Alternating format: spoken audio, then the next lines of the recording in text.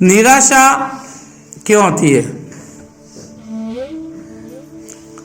निराशा का जो भाव जागृत होता है वो कई बार हमारे किन्हीं प्रयासों का, हमारे विरोधियों के द्वारा जो आलोचना की जाती है, निंदा की जाती है, उस बात की कई बार मजाक बनाई जाती है, उस बात को हम बड़े गहराई से ले लेते हैं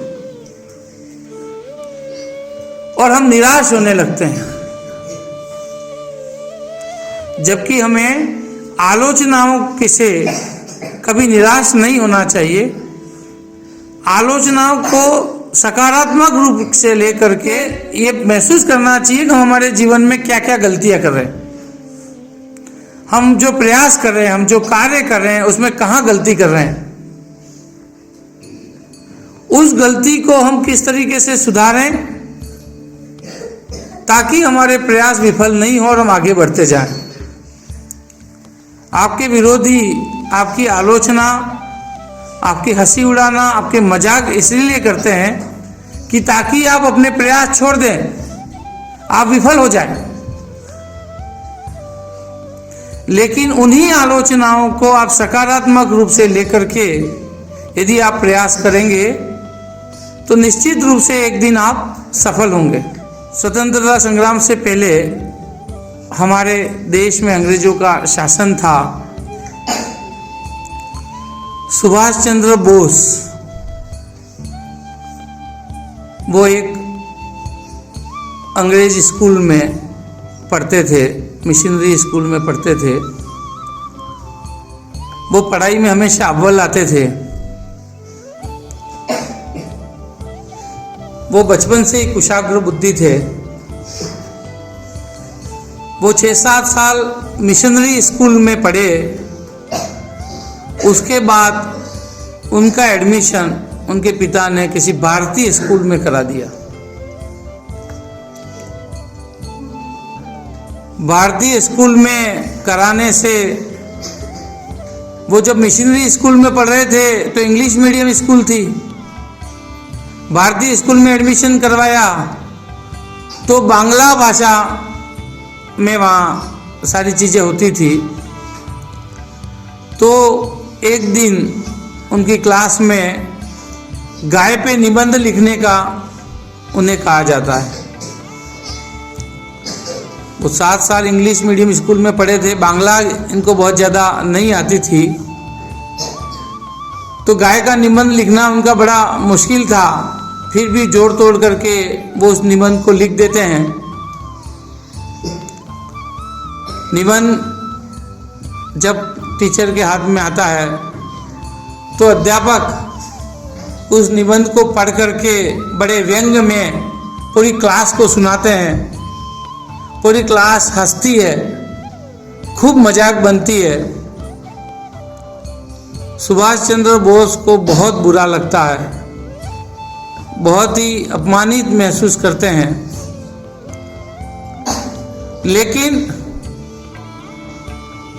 उस मजाक से, उस हंसी से, उस अपमान से वो निराश नहीं होते।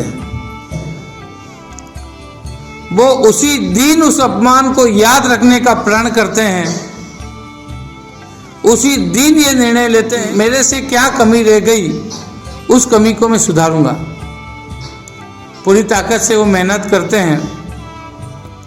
एग्ज़ाम होते हैं, रिजल्ट आता है तो वे पूरी क्लास में फर्स्ट क्लास आते हैं। सबसे ज़्यादा नंबर उनके होते हैं और सबसे बड़ी बात, उनके सबसे ज़्यादा नंबर उस बांग्ला भाषा में ही आए थे।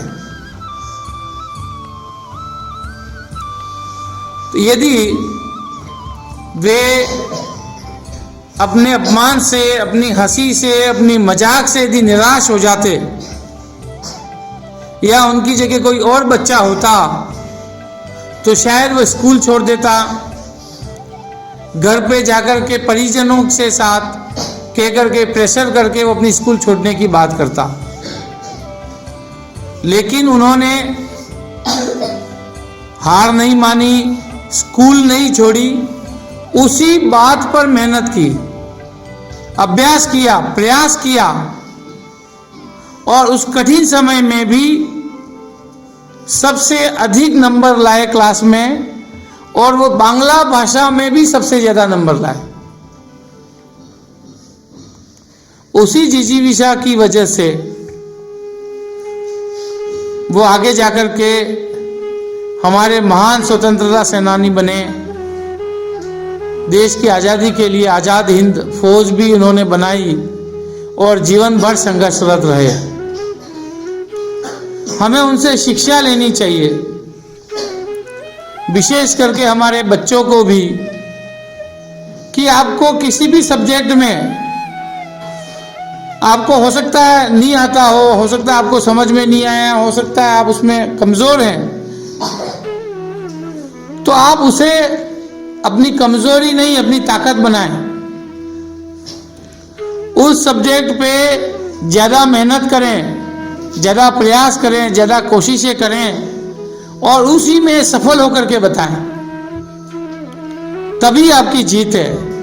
हमें किसी भी बात की वजह से निराश नहीं होना चाहिए और निराशा को त्यागने के लिए आशा को हमेशा जगाना चाहिए। हमेशा हमें आशाओं को जगाए रखना चाहिए। आपको ये लगना चाहिए कि मैं ये करूंगा तो हो सकता है मैं सफल हो जाऊं, ये प्रयास करूंगा तो मैं सफल हो जाऊंगा।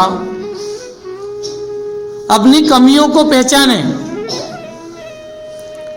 आप क्या गलती कर रहे हैं, आप क्या कमी रख रहे हैं, आपके प्रयासों में क्या कमी रह गई, इस बात का जरूर मनन करें, ध्यान करें और उन कमियों को हटाने का, दूर करने का प्रयास करें।